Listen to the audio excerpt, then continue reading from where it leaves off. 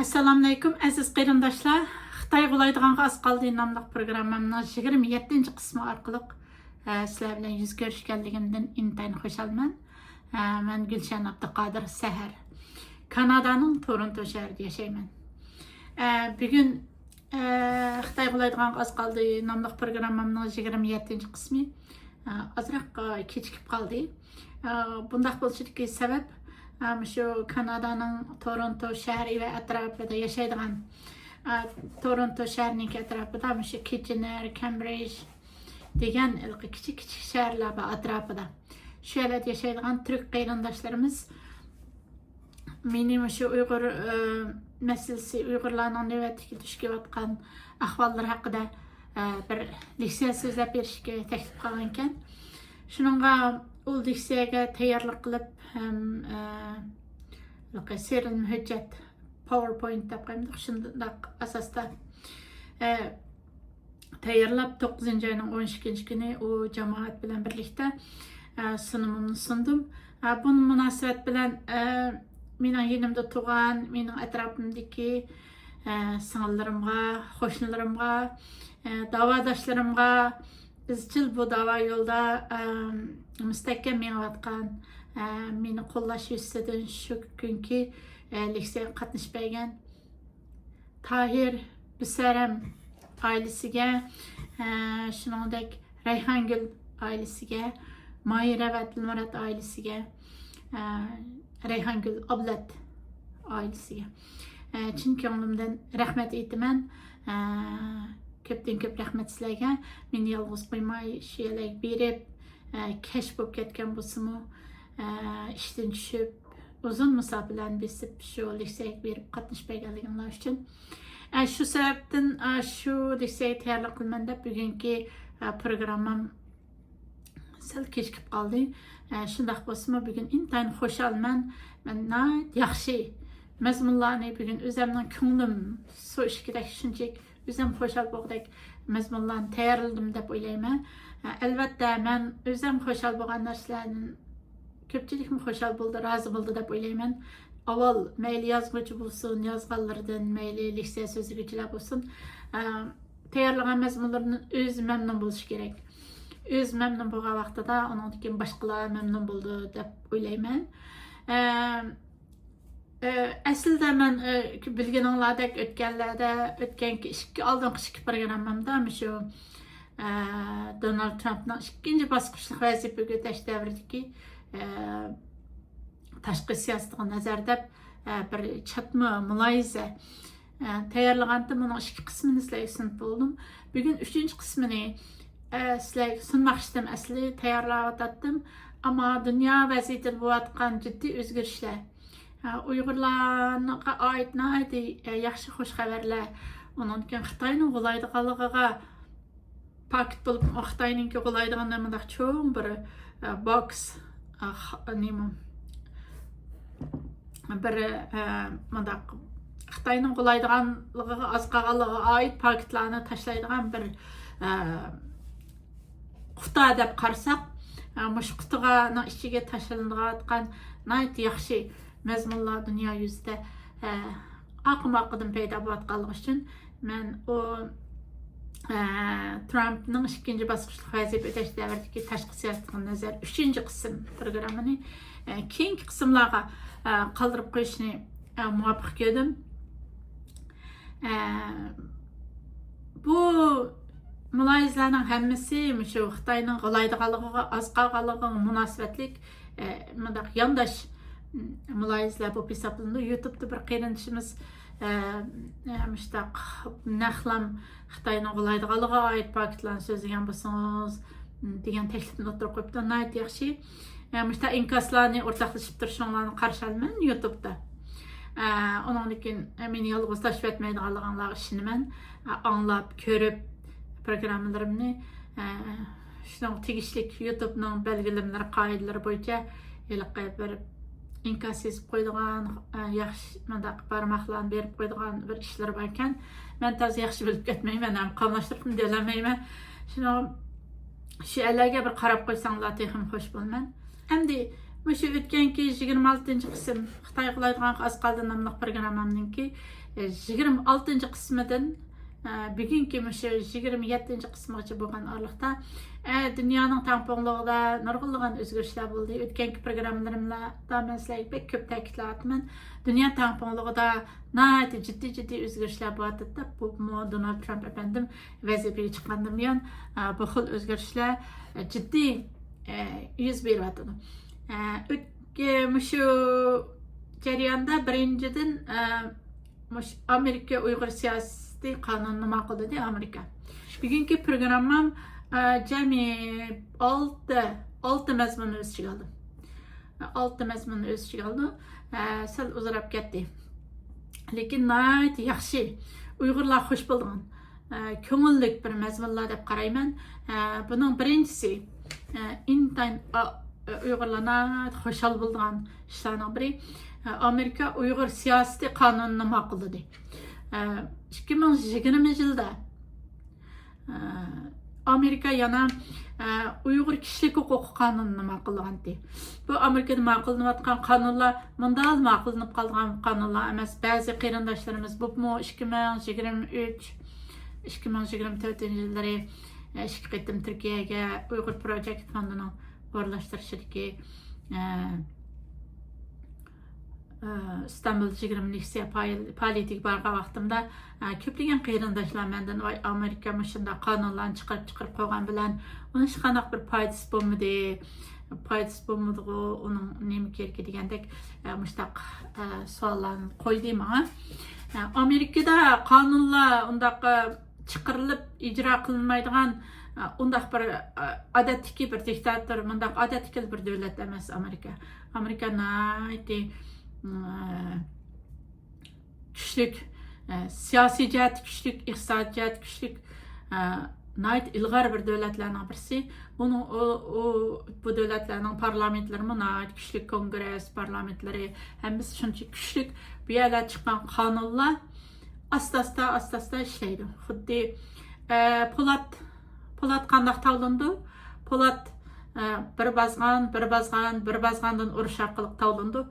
Şuna o'xshash bu qonunlarni asta kuchini ko'rsatdi. Bu qonunlarning yig'ilishi bilan Uyg'urlarning dunyo yuzida chaqnaydiganligidan iborat, Xitoyning qo'laydiganligidan iborat.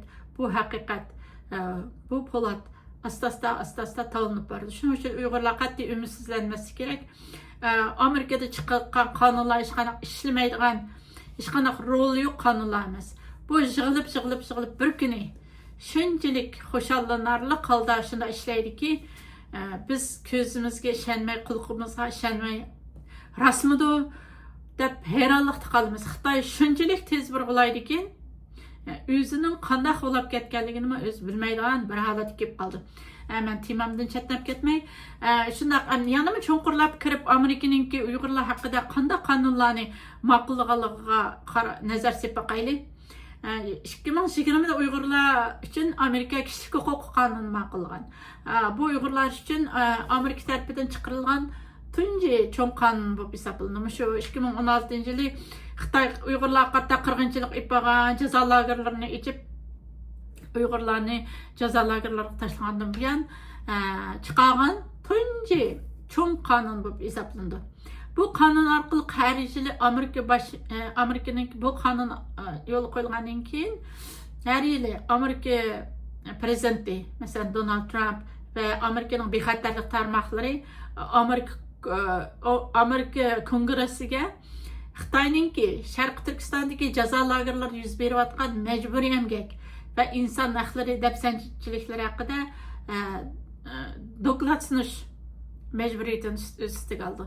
Ağam buldu. Bu nayet çoğun gap bu. Bu nayet çoğun gap.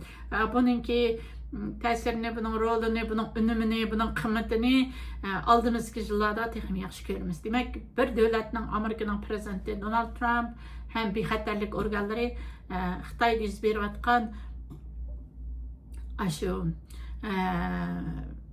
mecburi emgak ve insan hakları dafsandachiliklar haqida Amerika kongressiga uchur sunish, doklad sunish majburiyatida üstüge algan bo'ldi. Onun doklad sunudu degan gap. 2021 yılı Uyghur Forced Labor Prevention Act, İngilizce Uyghur Forced Labor Prevention Act, yani Uyghur mecburi emgeginin aldın iliş kanununu maqıldı. Amerika maqıldı. Bu kanun arkalık Şarkı Türkistan'ın paxta, pomidor ve quyosh nuri enerjisiga munosabatlik mahsulotları mecburi emgek arkalık ishlab chiqarilmaganligini ispatlamagicha Amerikaga kirolmaydi. Bu cho'ng qonun.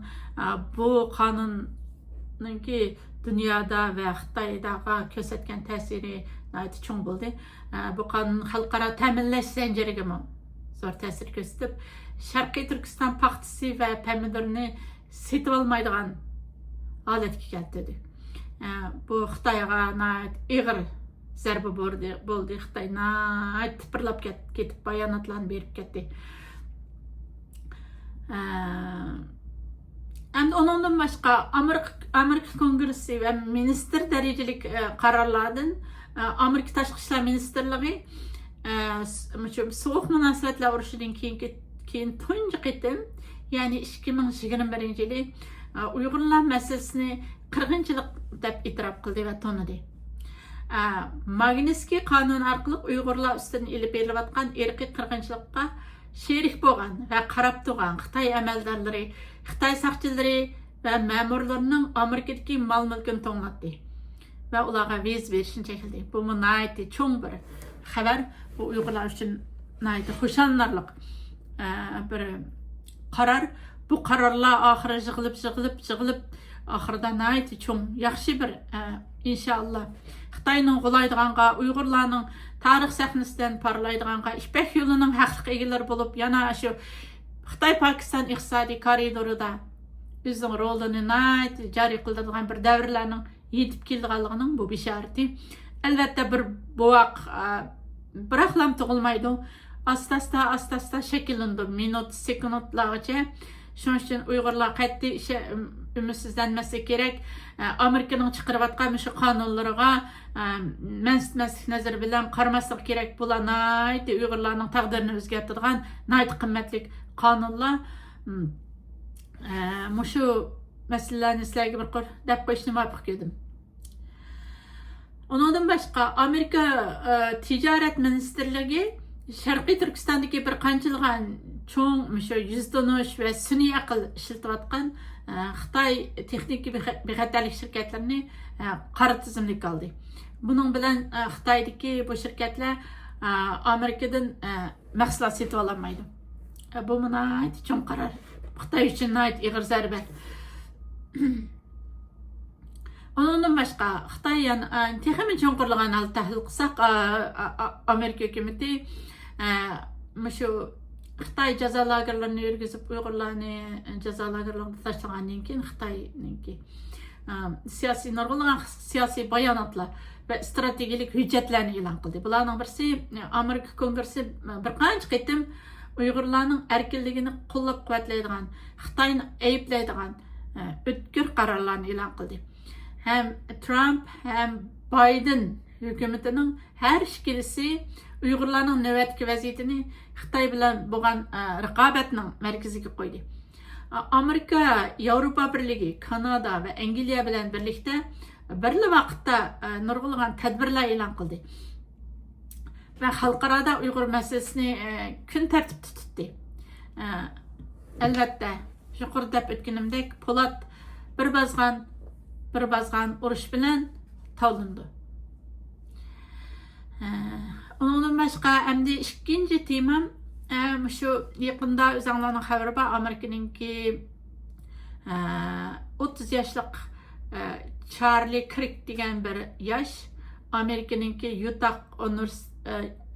Amerikadagi bir Utah shahridagi bir universitetda suiqasdga uchradi. Bu yosh Donald Trumpninki pek yaqin edi.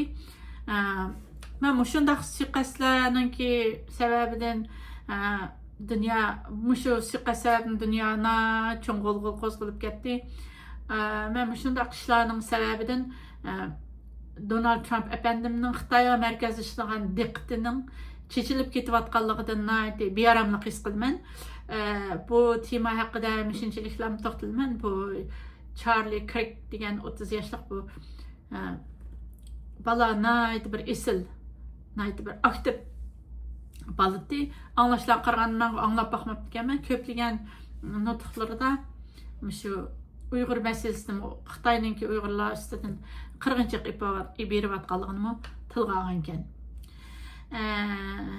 Endi undan boshqa shu yaqinda Xitoyda Shanxay besh hamkorlik tashkilotininki yig'ini bo'ldi va arqadan shu yig'in ochilgandan keyin Tianjinda ochildi. Bu yig'in ochilgandan keyin Xitoy Yapon qarshi urushda g'alaba qilganligini ko'z qilib paraddan o'tdi. Men sizlarga o'tgan qitimliq programmalarimda bak ko'p qitim shu Shanxay hamkorlik tashkiloti haqida to'xtalib, Shanxay hamkorlik tashkilotininki Uyg'urlarni qo'llab tutish tashkiloti ekanligini, 96-yili qurilganligi shu chog'lardagi O'rta Osiyodagi jumhuriyatlarning Sovetlar birligi yemirilib, O'rta Osiyodni nurg'ulg'an jumhuriyatlarning, Turkiy jumhuriyatlarning bir parchalanib yangi jumhuriyatlarning barliqqa kelganligi, G'o'ljidagi yoshlarning mashrab harakati va 5-fevral G'o'lji namoyishi va 5-fevral G'o'lji qirg'inchiligi yuz bergan mezgillarga to'g'ri kelganligi, shu sababdan shu bir ichiq qolgan, yo'chiqib qolgan shu Xitoyning Sharq Turkiston, G'o'lja, Qozog'istonga, Qirg'izistonga tutishadigan chegarasining atrofidagi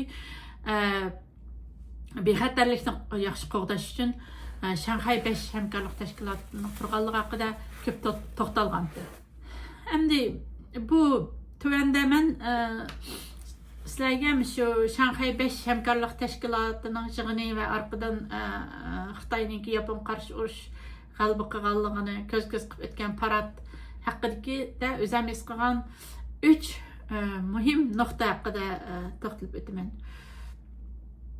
Birinchisi, buningki harbiy manevr qandaq sharilsin Xitoy.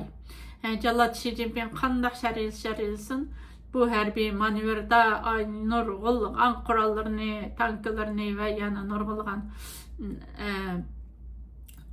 narsalarni ko'z qilib o'tirg'a chiqdi. Qandaq sharilab, qandaq ko'z qilishidan qat'iy nazar bu bir ter taraqshitish.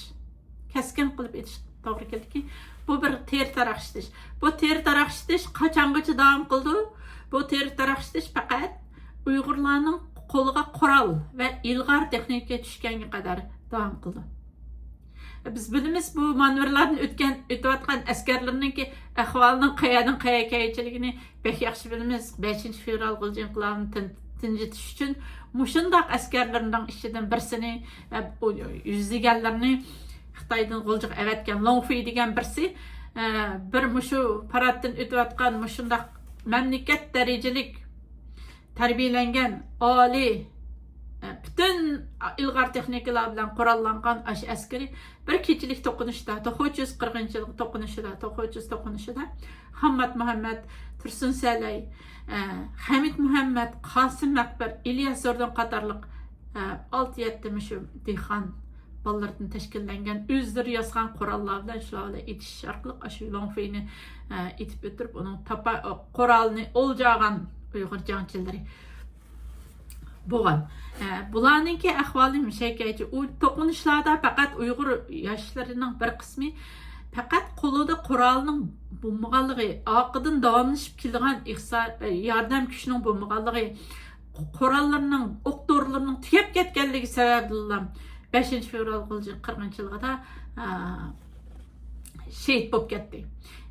Agar Uyg'urlarning qo'liga qurol tushib qolgan, agar Uyg'urlarning qo'liga texnik tushib qolgan ahvol ostida Xitoy raisi Xi Jinping o'tkazayotgan bu manevrlar quruq bir ter taraqshitishli bo'lib qoldi xolos. Endi yana o'tmishga qaytib 27 yil burungi G'o'lji 5-fevral qirg'inchiligi mezgildagi ahvollarga, qurolliq to'qinishlarga nazar soladigan bo'lsak, Hamid Muhammad, Qosim Akbar, İlyas Zordon qatorliq shundaq Uyg'ur qahramonlari Uyg'ur jangchilari Xitoyning yuqorqidek manevрлары bütün G'ulji shahrining manevr qilib qo'rishib olishidan ham shu G'ulji noyisdagi uylarni qo'rishib olishi natijasida shu qo'rshovlarni mushu Xitoy Jallat Shi Jinping ko'rsatayotgan mushundaq ter taraqishtirayotgan quruq ashu manevrlardan bosib chiqib G'ulji xalqininki panohlik berishi bilan saq salomat O'rta Osiyoga qochib chiqqan. Lekin qarindoshimiz Qozog'iston o'tgan qism programmalarimda jiq ta'kidlaydim. Men bu qitimni bek jiq ta'kidlayman. Yusuf alayhissalom qissasi va Uyg'urlarda. Aşı Yusuf alayhissalomni quduq tashib etgandek, mushu qahramon qarindoshlarimizni Xitoyga o'tkazbadi. Shanxay yuqoridagi Shanxay hamkorlik tashkilotiga a'zo bo'lib kirganligi uchun.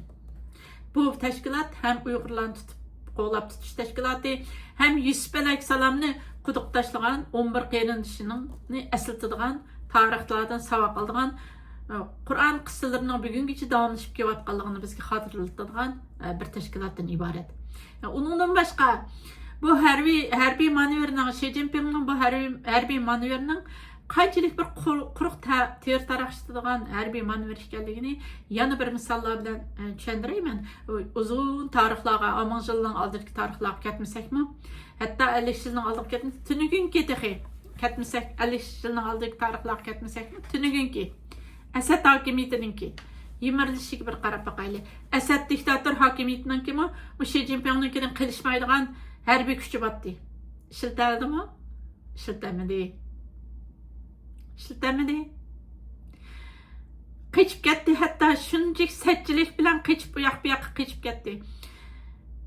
Bu qurollarni ishiltamidi. Bu Suriye Asad diktator hokimiyatini ag'dirib tashlab, Suriyada bir demokratik Suriye hukumatini qurib chiqqan kim bo'ldi? Amerika hukumati kallasiniga tutib bergan odamga 1 million Amerika dollari berishni qaror qilgan terrorchi qalpoq kiygizilgan Al-Shara bilan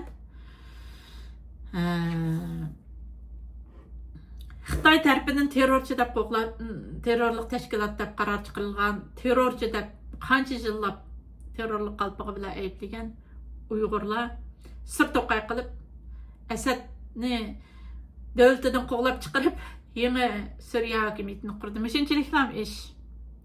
Xitoyning ter taraqishtirgan bu narsalarni ishlamaydigan kunlarim keldi. Palashib qolgan kunlarim keldi. Hozir inshaalloh Uyg'urlar tarixini yeni bir mushu davrning tarixini yaratdi va tamg'isini bosdi. Suriyada 5-diviziyadan tashkil qilgan bir Uyg'ur batalyoni nayt g'ururlik bilan, nayt jangovarlik bilan dunyoda Uyg'ur degan bir millatning bor ekanligini, dunyoda Uyg'ur degan millatning qurol ishlataoladiganligini, dunyoda Uyg'ur degan bir millatning qurol va texnik izlash yo'lida qanchalik jafolarni badallarni to'laganligi bu yo'lda shu Suriyadagi Uyg'ur qabristonliklari orqali dunyoga bir obid tikladi. Bu haqda oxirgi qismlarimda yana to'xtalman. Demakki, mushu yuqoridagi nuqtalardan qaragan vaqtida Shi Jinpingning u harbiy paradlari va yana bir nimalari xuddi bir quruq ter taraqishdan iborat bo'lib, naq vaqtga soat kelgan vaqtida uning askarlarining hammasi o'sha 5-fevral vaqtida G'uljidagi ozroqlar bir qurol va ozroq bir qurol etishni o'rgangan yosh bolalarning, yosh dehqon yigitlarning oldida g'alallab titrab ketgan Longfeylarning variantlari bular. Longfeyning variantlari. Shuning uchun Uyg'urlar Xitoyningki bu ter taraqishlardan ergiz voy ajoyib bu Xitoy kuchlanib ketibdi, voy biz qanday qilamiz, am tushib ketgan bo'ldik demasligi kerak. Suriya hokimiyati, undan keyin Suriyaning hozirgi ahvoli bunun bir misali. Bu nuqtalardan Uyg'urlarga aytdi, umidlanish kerak. Ikkinchidan, bu Shanxay hamkorlik tashkilotining yig'in mezgilida Jallat Shi Jinping bilan Putinninki o'zaro dialogi oshkorlab ketibdi. Men bundan pek qiziqib ketmadim. Qiziqib tafsiliy kirib, ko'rib, anglabmi ketmadim. Qulog'imga kirib qoldi. Senin qolaydiğının az qatdı. Çünkü sen haddidan bek ishib ketibsa, darajadan tashqari haddidan ishib ketibsa, nima haddidan bek ishib ketgan vaqtida sharnimi pulab bek qattiq pulgan vaqtida o itilib ketganiga o'xshash insonlar haddidan ishib ketgan vaqtida u vayron bo'ldi. Ya'ni debdi hozir ishki organlarni almashtirish orqali nihoyatda uzun umr ko'rgan bo'ldi deb o'zining shu 70 yillik hayotiga rozi bo'lmay, yana shu diktator, shu qonxo'r, shu Uyg'urlarni qirib ishki organlarni setib tijorat qilayotgan shu qonxo'r jallod Shi Jinping yana Uyg'urlarning ishki organlari orqali uzun umr ko'rishdan iborat shunday bir ish kuchini beribdi.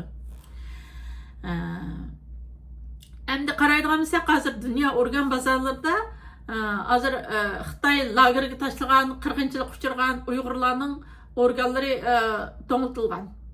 Xitoy dunyoninki shu organ bozorlarida Uyg'urlarning ishki organlari bozor deb atadi hozir. Bu Xitoyninki o'g'laydiganligiga oz qolganligining aniq belgisi, chunki Alloh Qur'ondami mushaqda qissalar bor. Masalan, haddidan oshgan Od va Samud qavmini ig'ir jazolagan. Od qavmininki payg'ambari Ud alayhissalom, Samud qavmining payg'ambari Solih alayhissalomdi. Xitoy o'zininki mashhur, Xitoyninki o'zining mashhur kishilaridan Mao Zedongning degani bo'yicha aytgandimi, ba'zilarning o'limi Hangirpiydan qadrsiz, ba'zilarning o'limi Tangshan teg'idan qimmatlik deydi. Shininki mushu bir jumla gapi bilan Shi Jinpingning hayotining Xitoyning ideologiyasi bo'yicha Uyg'urlanmay qarab qo'yib turaydi. Xitoyning ideologiyasi bo'yicha Xitoyningki qadimdan davomlashib kelayotgan dunyo qarshi bo'yicha aytgan Shining hayoti Hangirpiydan qadrsiz, chunki u o'zininki ishki a'zolarini almashtirib Uyg'urlarning ishki a'zolarini silish orqali uzun umr ko'rmoqchimish. Bu jallod Shi Jinpingning deganlariga mening beradigan bahoyim.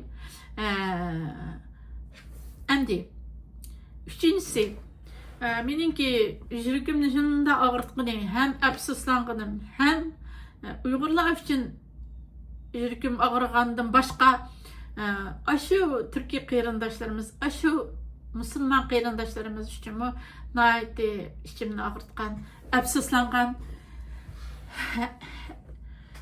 ishqib uxtatgan bir narsam shu Shanxay hamkorlik tashkilotining yig'ini oxirlashgandan keyin tushgan xotir surat bo'ldi.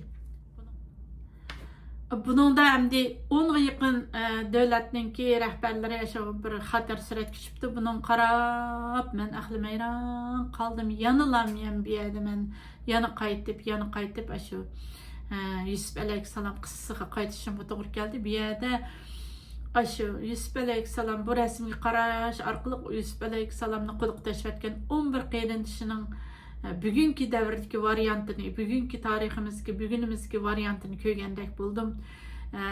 Uyg'urlarni Yusuf alayhissalomning o'rniga qo'ydim.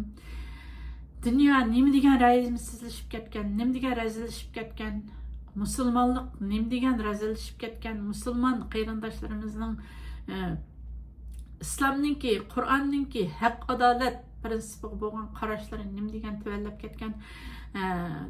Türkiye qarindoshlarimizding Qozog'iston, Qirg'iziston, O'zbekiston, Turkiya va boshqa.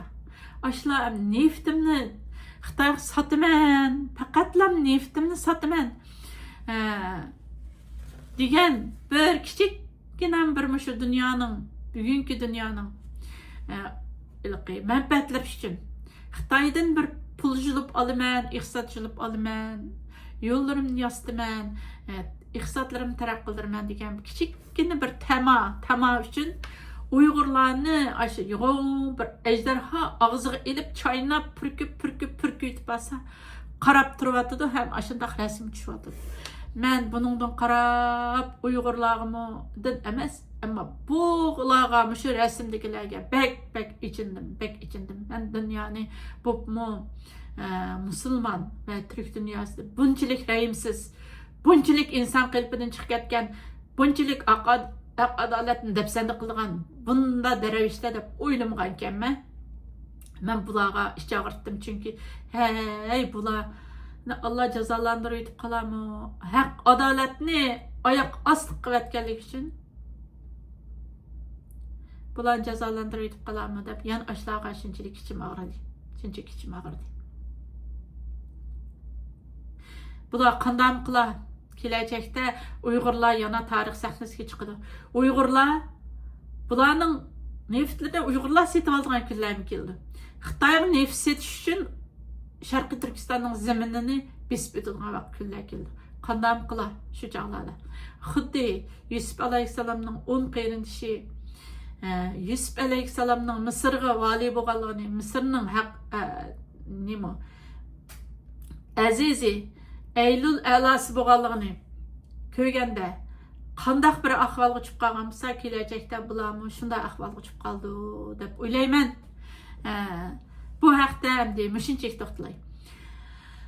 Endi programmamniki men tayyorlagan 4-cho'ng mazmuni Tayvan haqida.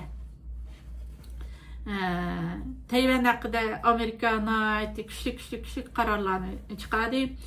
O'tganki meniki shu Donald Trumpning 2-chi bosqichliq vazifaga o'tgandan keyinki tashqi siyosat haqida to'xtalganimda Tayvan haqida to'xtalgandim. Tayvanninki shu ba'zi kishilarning andish qilayotganligi, Donald Trumpninki qandaq bir aytganlik, qandaq bir siyosat belgilaydiganligi va kelajakda qandaq bir siyosat belgilaydiganligini mo'ljalligini bo'lmaganligi uchun endi herhalde yana shu Xitoy bilan kelishib qilib to'xtamlashib Tayvan masalasida Tayvanning manfaatlariga ziyon yetkazadigan shundaq ahvollarni keltirib chiqarib Uyg'ur, Tibet qatorliq izlayotgan millatlar, Amerikadan umid kutayotgan millatlarga umidsizlantirib qo'ydigan, ruhlarini sindirib qo'ydigan mustaq bir ahvollar yuz berib qolarmi degan bir andisha mendami batdi.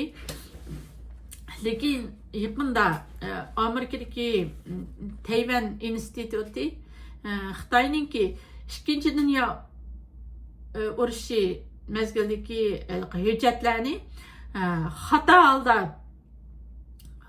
holda tushundirib Tayvanni Xitoyninki bir parchasi deb ko'rsatayotganligini, xato holda Tayvanni Xitoyning bir parchasi deb ko'rsatayotganligini e'lon qildi. Bu deganlik nima degan vaqtida Xitoy Tayvanni hech qachon Xitoyning bir parchasi emas deganlikdan iborat.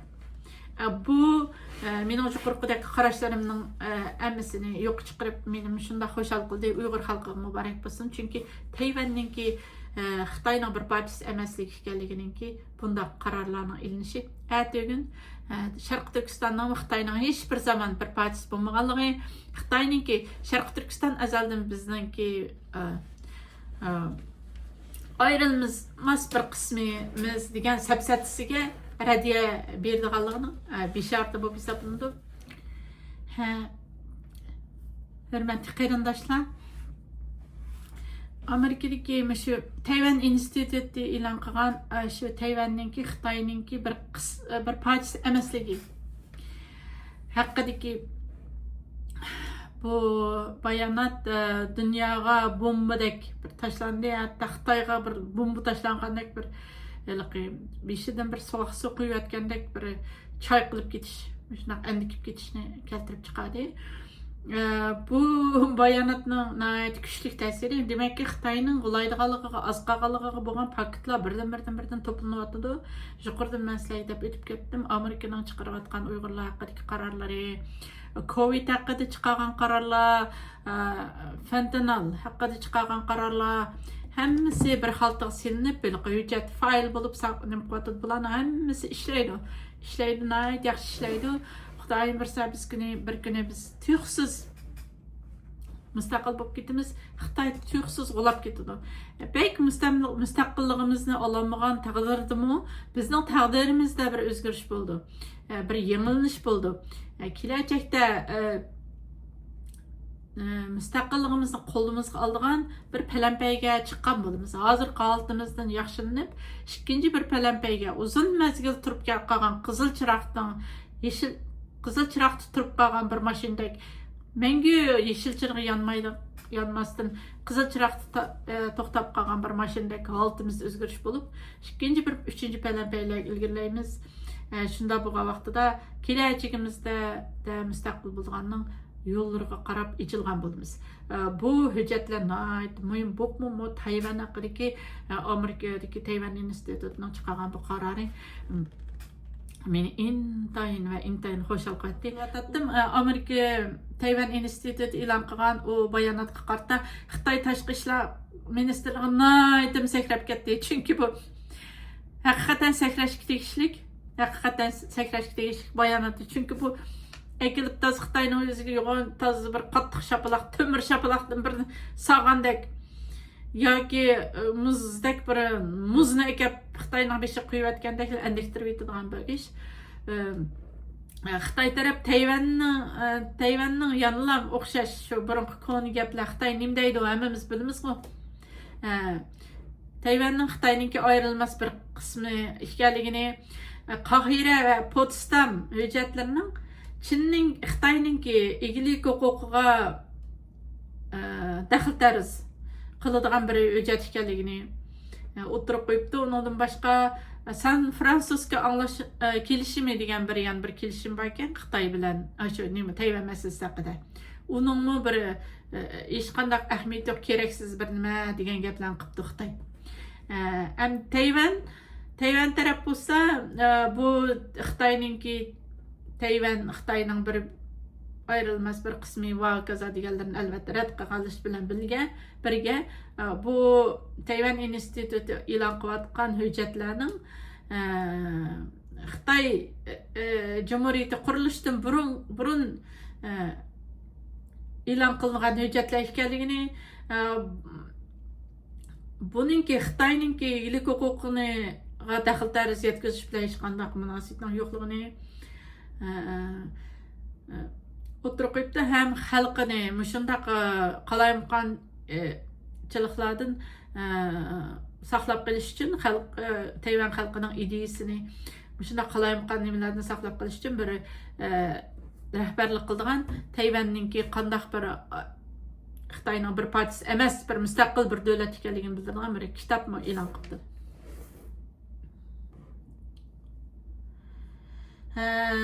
Ondan başqa 5-ci temam bək qiziq. Yaqında bir Xitoy o'tirg'i chiqib, hayajonlanib so'zlab ketdim. Shu bizning vatanning Sharqiy Turkistonninki Qumul viloyatidagi keng ketgan yerlarda, zaminlarda shu Türkçe yapay zeka deb qo'yamiz bu. Uyg'urcha sun'iy aql, sun'iy idrok, cho'ng bir shu idrok, sun'iy idrok bazasi qurayotganligini faxrlanib tilg'abdi. U debdi, uning so'z deganlarini men qisqa sizlarga bir tarjima qilib qo'yay. Bu Xitoy debdi, bugun Amerikaliklar bek jiq Xitoyning diqqat qilayotgan yeri Şanghay emas, Şinjan emas, belki Şinjan. Bu qitim bu yerdagi Şinjanninki paxtasi emas, o'tirg'i chiqadigan pomidor emas, ya'ni ilm iqtidorga munosabatli bo'lgan Şinjanninki shu aqli idrok, hisoblash kuchi deb aniqlab o'tirib qo'yibdi. Men o'tgan qitimliq programmalarimda men sizlarga bekchiq deb o'tib ketgan, hozir men deyman, bu Yusuf alayhissalomning quduq tashlanishi, quduqning beshiga bir karvondan kelib to'xtaganligi, kechiringlar. bir karvanning kelib to'xtaganligi hamma Uyg'urlarningki shu Xitoyni yuqori bir mablag' sevatgan 62 milliard Amerika dollari mablag' salgan Xitoy Pokiston iqtisodiy koridori Xitoy nayt yo'g'intib bo'lgan nayt ko'kirtib bo'lgan Uyg'urlarni taptatmasdan hozirgi shu davrda 3 milliondan 6 milliongacha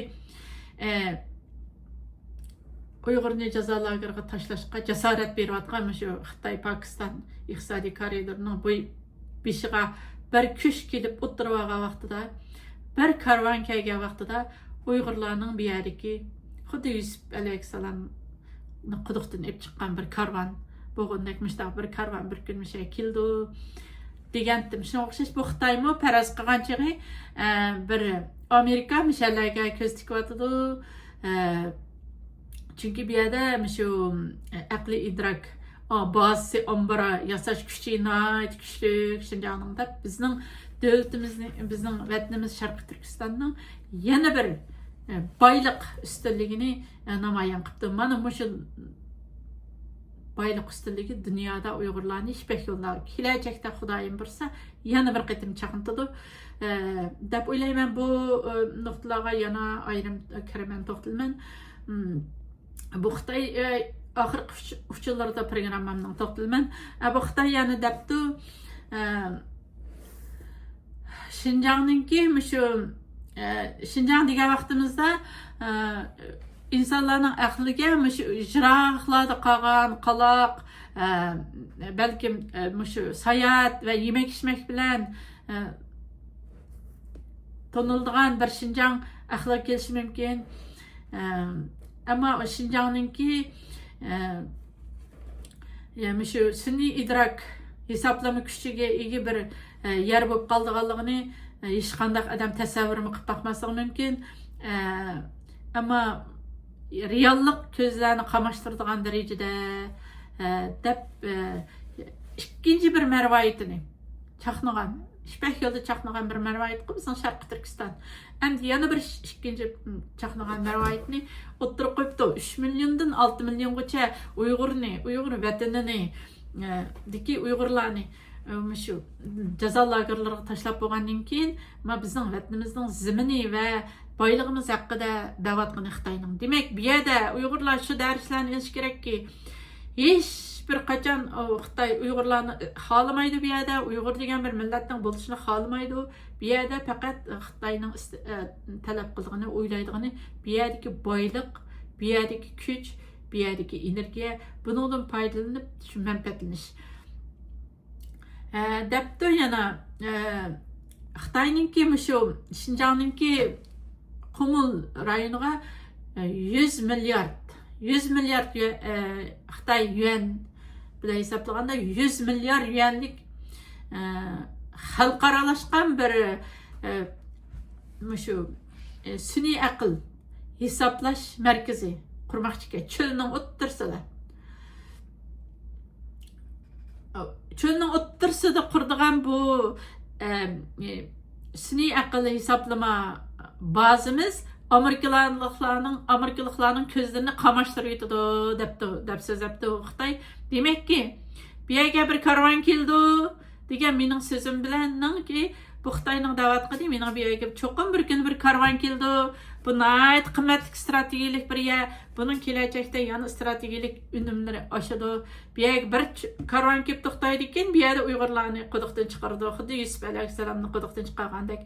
Deganimning yana bir variantini Xitoy o'zining manfaati nuqtasidan o'tirib qo'yibdi. Xitoy ham debdi Xinjiangning planlangan hisoblash kuchi 60 milliard pi yetadi debdi. Bu dunyodagi bu deganlik debdi dunyodagi 8 milliard insonning har birining qo'liga birdan shu kompyuter yoki hisoblash mashinasi berib hech yemasdan ichmasdan tam 2 million tang dal 2 million 380 milliard milliardmi bin 380 bin turkcha bo'lganda Şundaq yıl boyunca miyadıq hesaplarını hatayıp koyğamsam keçiringlar. 380 bin dep aptı Türkçe. Şu boyunca hesap Türkçe'ye tercüme qilib da. Türkçeden onu Uyg'urchaga tercüme qilib 2 milyon 380 bin yıl boyunca hesap yapqaniga baravar depti. Ama bu merkez şu merkez bu vaqt ish tushganda depti. Mushu 2 milyon 380 ming 2 milyon 380 ming yıl insanlar hesap yapgan ishni bir saniyada amalga oshiradi debdi. Mushu sababdan Amerikaliklar rahat uxlayolmay o'tibdi. Endi nemishga Şinjan tanlandi deb o'ziga savol qo'yibdi bu Xitoy. Nemishga Şinjan tanlandi deb o'zininki qanchalik razil mustamlikachi 3 milyondan 6 milyongacha Uyg'urni jazo lagerlariga tashlab atgandan keyin Uyg'ur degan bir millatni yo'q qilib atgandan keyin Uyg'urning zaminini mustamlika qilmoqchi bo'lgan zaminini ishlatmoqchi bo'layotganligidan iborat razil moyitini mushu bir savol orqali aytibdi. Neden Şinjan seçildi? Yani nemishki Xitoy tanlandi degan bir savolni o'tirib qo'yibdi. Çünkü başka joylar qilolgan ishni, qilolmagan ishni Şinjan qilolaydi debdi. Çünkü bunun da energiya jihatda Xitoy Şinjan nihoyat kuchli ustunlik ega. Şinjanninki shamol kuchi energiyasi, kun nuri, kömür qatarlıq Şinjan mushundaq yuqori energiya manbalariga ega. Onundan başqa tokninki bahası Xitoyning ichkari o'lkalardagi sharqdagi Xitoyning ichkari o'lkalardagi tokning bahasınınki yarimiga qadar debdi. Yarimichilik, ya'ni shunchalik azon debdi. Mushu sun'iy aql sistemalari 24 saat to'xtamasdan ishlashga majbur qolganligi uchun bu nurg'un iqtisodiy chiqimni paydo qildi debdi. Ondan boshqa Şinjanninki qishi pek so'g'oq. Bu yerdagi mushu sun'iy aql omborlarini so'utmoq uchun bu so'utish uchun bu nurg'un pul qashlashga to'g'ri keldi. Xitoyning ichkari o'lkalarida bu yerlarda Xitoy Şinjanninki havo so'g'oq bo'lganligi uchun nimalarni ichib derizlarni ichib ishlar shu mashinalarni sovutishga yetarli debdi.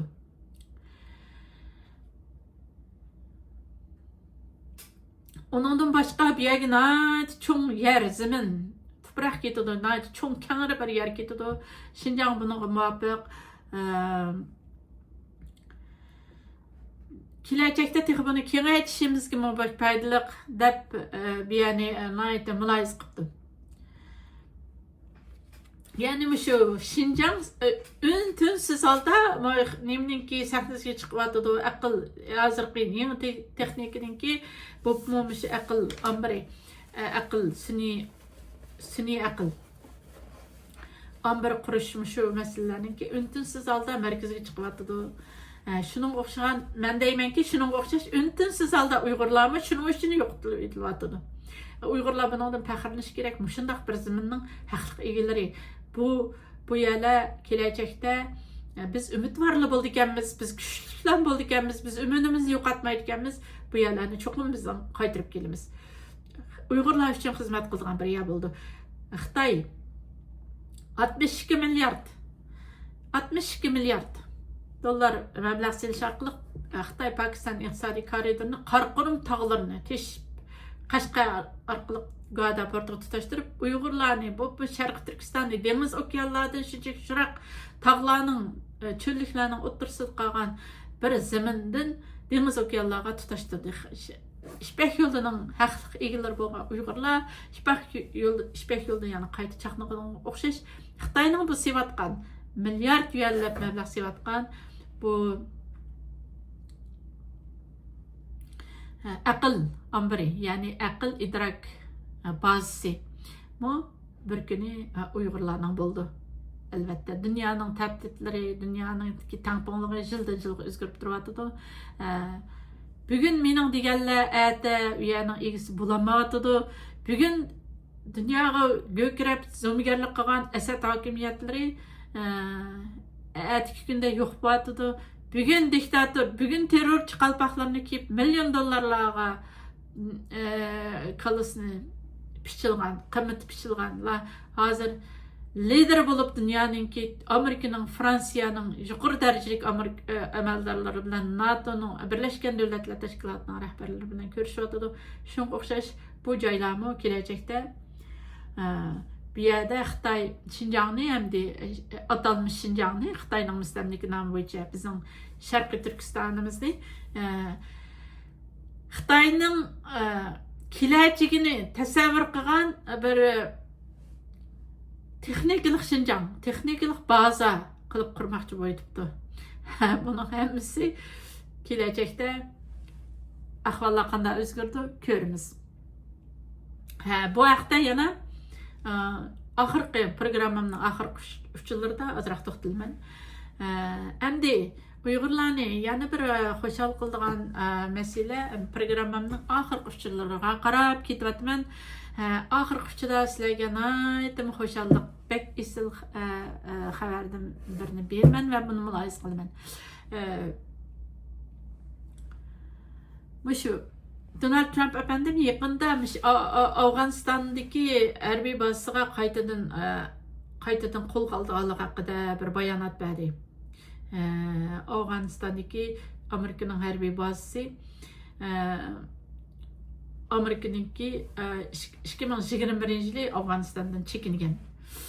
Bu çekinişni Donald Trump efendim Biden'ның bir aqlsızlığı, dötligidan bo'lgan çekinip chiqib ketgan taqdirdami bu yerdagi harbiy bazalarda Amerikaning harbiy bazasida azroq askar qo'yib qo'yish kerakdi degan fikrni o'tirib qo'yapti. Bu deganlarga men qo'shilman haqiqatan. Endi shu harbiy bazasini qaytadan qurmoqchi, qo'lga olmoqchi bo'lyapti Donald Trump efendim. Endi 2021 yili Amerikaning bu yerdan Afganistandan chekinib chiqib ketishi bilan Xitoy bilan Rusya üçün bir yerde bir stratejilik bir boşluk yaratıb berdi.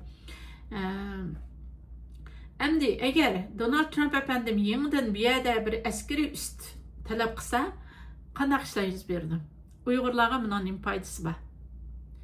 Bu haqda muloyiza qilib beraman. Eğer qaytadan Donald Trump efendim yeniden askeri baza qurgan vaqtida birinchisi Amerika Afganistan'da başqadan o'zining ta'sirini kuchaytirdi.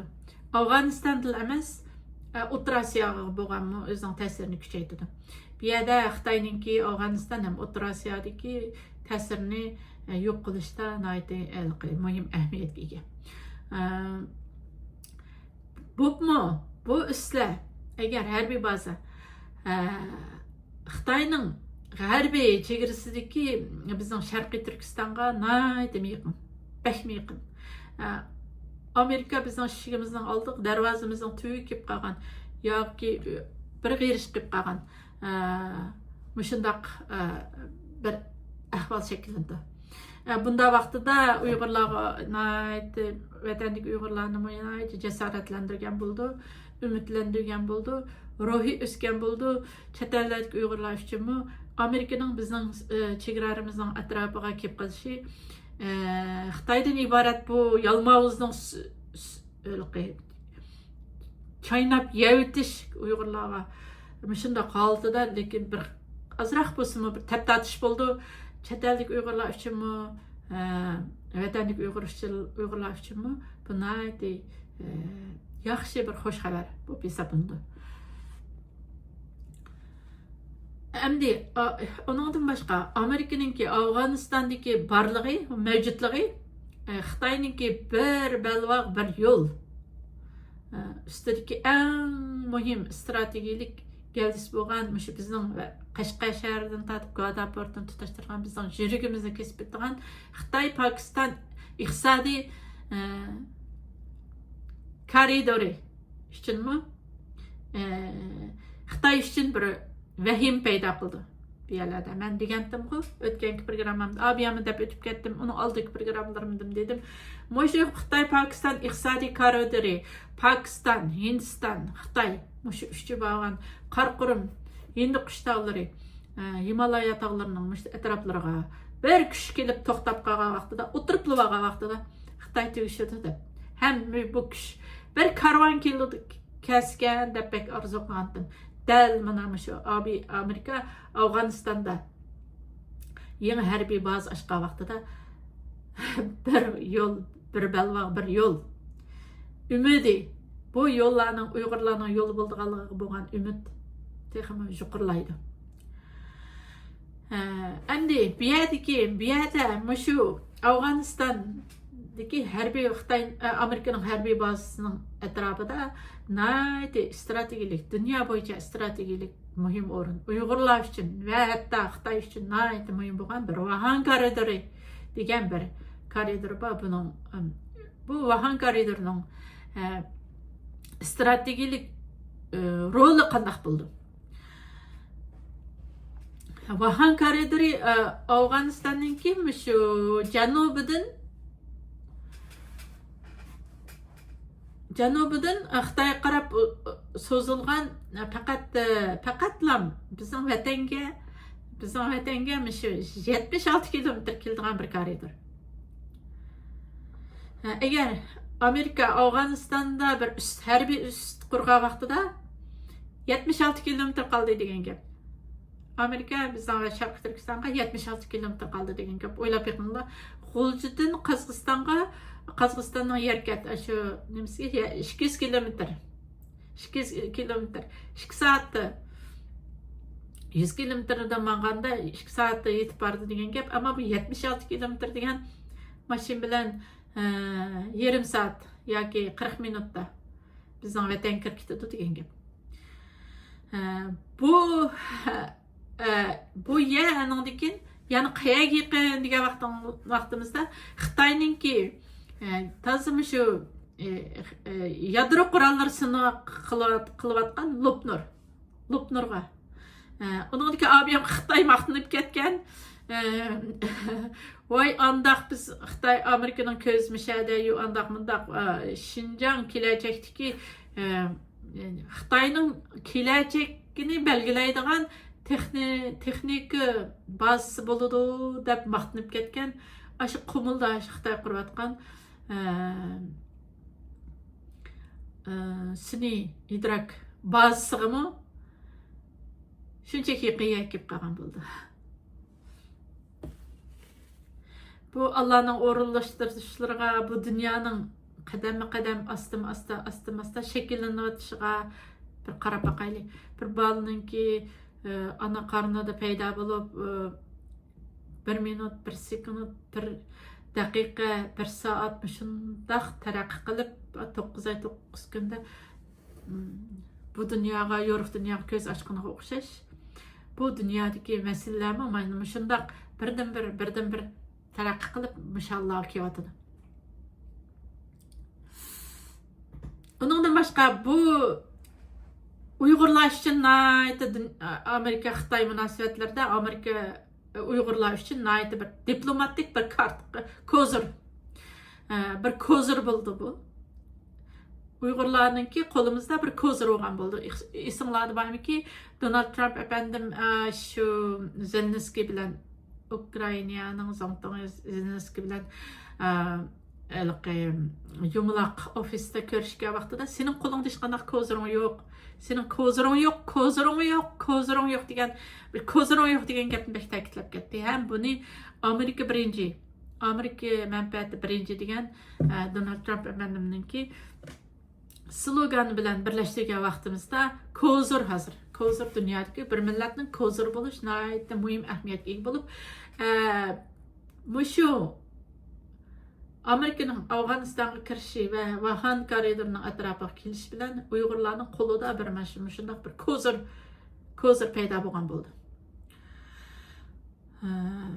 Ammo ham Xitoy Amerika Xitoyninki Uyg'ur masalasida tutayotgan siyosatiga qarata bir texnik kuchlik bisim paydo qila oladi. Buning bilan vatandagi xalqimizga zo'r umid kelib keldi. Chunki Amerika nurg'ulg'an shuqur deb o'tib ketdim, nurg'ulg'an qonunlar chiqadi, kongresslar, Amerika parlamentlari, kongresslari Uyg'urlar masalasiga yaqin qarayotdi. Hatto Amerika zongtongi va bexatarlik tarmoqlari Amerika kongressini Uyg'urlar haqida uchur ta'minlashi shart holatga kelgan deb. Mana mushada şey kelgan vaqtida Amerika'nın bir yerki harbi bazı qurishi va Vahan koridorining qishig'i kelib qolishi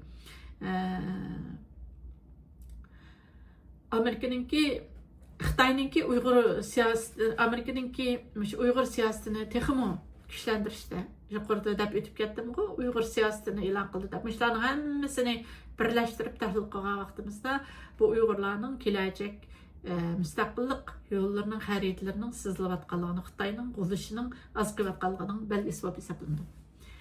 Ondan başqa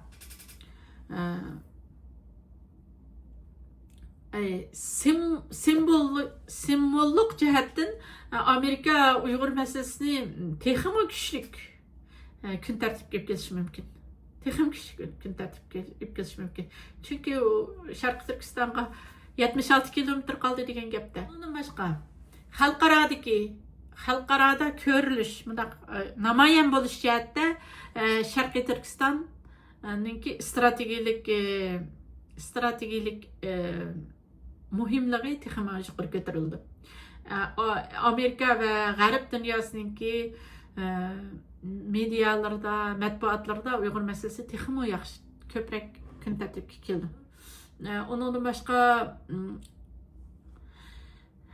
başqa eng muhim, eng boyun bo'layotgani nima desanglar, kelajakda Amerika fentanyl va Covid ilib kelgan ziyonlarning badalini xuddi bundan 100 yil avval Angliya Appian sababidan Xitoyni munqarz qilib qo'yib, Shangangni 100 yillik ijaraga olganga o'xshash, ama shu fentanyl sebebinden ve Covid sebebinden Xitoyninki Amerika'ga olib kelgan ziyonlarni Sharqiy Turkistonni ijaraga olib olish yo'li bilan hal qilishdek bir strategiyani tuzib chiqish mumkin, hatto besib olishi mumkin.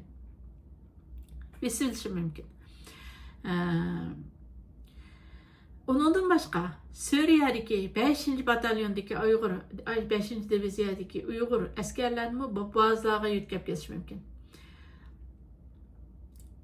Shunga Xitoy Donald Trump efendim bu haqda bir bayonot bergandan keyin Afg'onistonda qaytadan harbiy baza qurganligini e'lon qilgandan keyin Xitoy o'tiramay qoldi. Chunki bularni allaqachon hisob qilib bo'ldi Xitoy.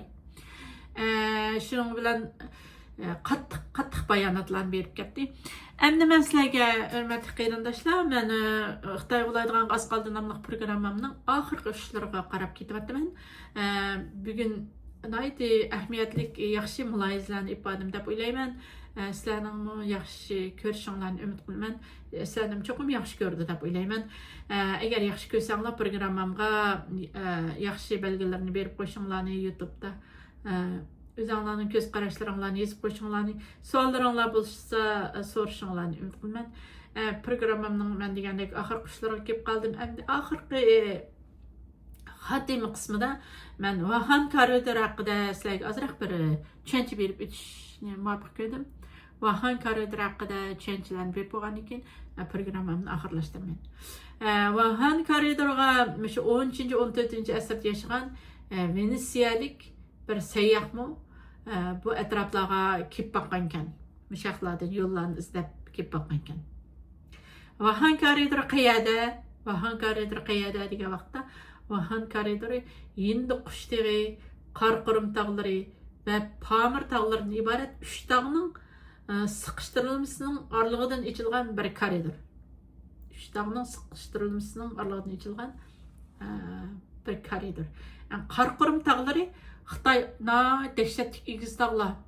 Hiç kim bu tağlarını teşip yola içiş mümkün emas degen şu tağlarını biz şu tağlarının tağ bağırının egileri biz Uygurlar aslında şu tağlarını Pamir tağları bizim sembollarımız Han Tangri çoqquları endi quş tağları etraflı hemmisi bir etraf bir vatanның bizning etraflarımızı qoruşgan şundaq yüksek tağlarning bağırlarında Uygurlar özünün tarixini ve medeniyetlerini yaratgan.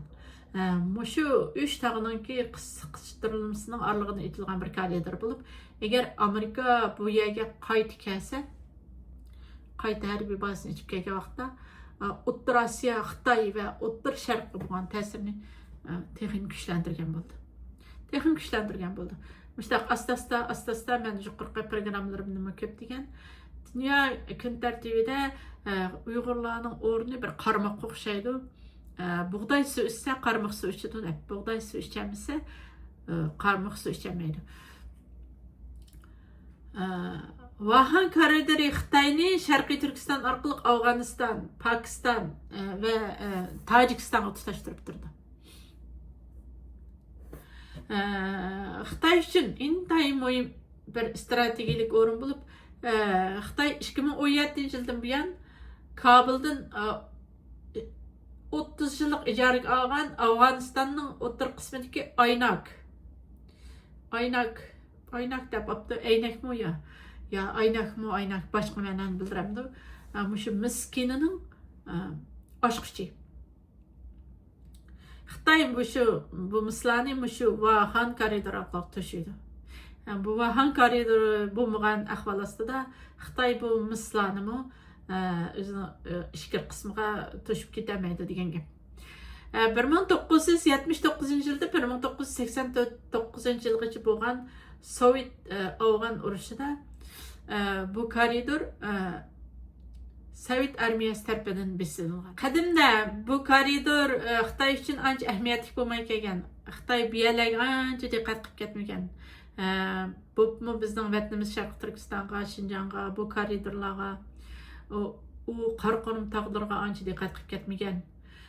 Islohot ejitishni yo'l qo'ygandan keyin bu shu g'arbga Malakka bo'g'izi orqali tar bir bo'g'oz o'ziga bexatar deb hisoblanganligi uchun uning ustiga Janubiy dengizdagi shu sharqdagi Janubiy dengiz bo'ylarini Amerika kep uyaga ta'sirini ko'rsatgan vaqtida u yoqlarni tashlab qo'yib mayoqdan g'arbga o'taman, mayoqqa qochaman deb o'ylagan Xitoy. Keyingi vaqtlar kelganda mushaqlarni ichib, buni ichish badliga Uyg'urlarni yo'q qilishdak bir qirg'inchilikni boshlagan. Hamma ishlar bir-birisi bilan o'zaro garalashib, maslashib ketyapti. Endi Xitoy o g'arbdagi Janubiy dengizdagi Amerikaning ta'siridan qochib, bu g'arbni, ya'ni bizning Sharqiy Turkiston orqali dunyoga tutishman desa, endi bu Vahan koridorga va Afg'onistonga bir baza qurib, Amerikani bu yerda boshqacha planlarni qilyapti. Bu Xitoyning beyaram qilgan, biz Uyg'urlarni xo'shal qilgan ishlar, bu ishlar Xitoyni beyaram qilgan ishlar bek ko'p bo'lyapti. Yuqorida men deb o'tib ketgan Tayvan masalasi buning bir misoli. Demakchi bo'lganim, qadimda bu koridor shu yaqin yillarga ichida Xitoy uchun buning ahamiyatini bilmay kelgan, ham ahamiyatini bermay kelgan. 2009-yili Amerika prezidenti Barack Obama Afg'onistonga kirish uchun Xitoydan shu Vahan koridori orqali kirishni so'ragan. Ammo Xitoy buni qabul qilmagan. Chunki qabul qilmaydi. Vahan koridori orqali Xitoydagi Vahan koridori orqali kirdi degan gap, Sharqiy Turkiston orqali kirdi degan gap. Sharqiy Turkistonga kiriblar besivas qana qildi. Lekin besilishning ehtimolligi bormi Qosh bilan Kirpikning oralig'ida? Balkim uchoqlarda Xitoymi shu undaq besilishdan qo'rqib bermagan bo'lishi mumkin, ammo Donald Trump bu ishlarni amalga oshirib qilishi mumkin. Chunki Greenlandni setib olman deyotdi, tuyg'usiz. Kanadani qo'shib olman deyotdi. Sharqiy Turkistonni undaq qilmasligi mumkinmi? demay qilishi mumkinmi? 1979 yildagi Sovet Afg'on urushida va 11-sentabr voqeasida bu Vahan koridori muhim strategik o'rin bo'lgan. Bu rayon Xitoyning bexatarligi uchun hozir bir yo'chiq bo'lib turmoqda. Xitoy Amerika bu yo'chiqni izlab oxiri bu yo'chiqni tepibdi. Men xush bo'ldim. Shuning uchun Uyg'urlar umidli yashash kerak deb o'ylayman. Xayr xush. Xitoy g'ulaydigan az qoldi nomli programmamning 28-qismini ko'rishgacha omon bo'linglar, umidli bo'linglar, doim kulib turinglar, yig'lar yiroq bo'lsin, ko'z yoshlar yiroq bo'lsin, kulgilar sizlarga yor bo'lsin. Xayr xush.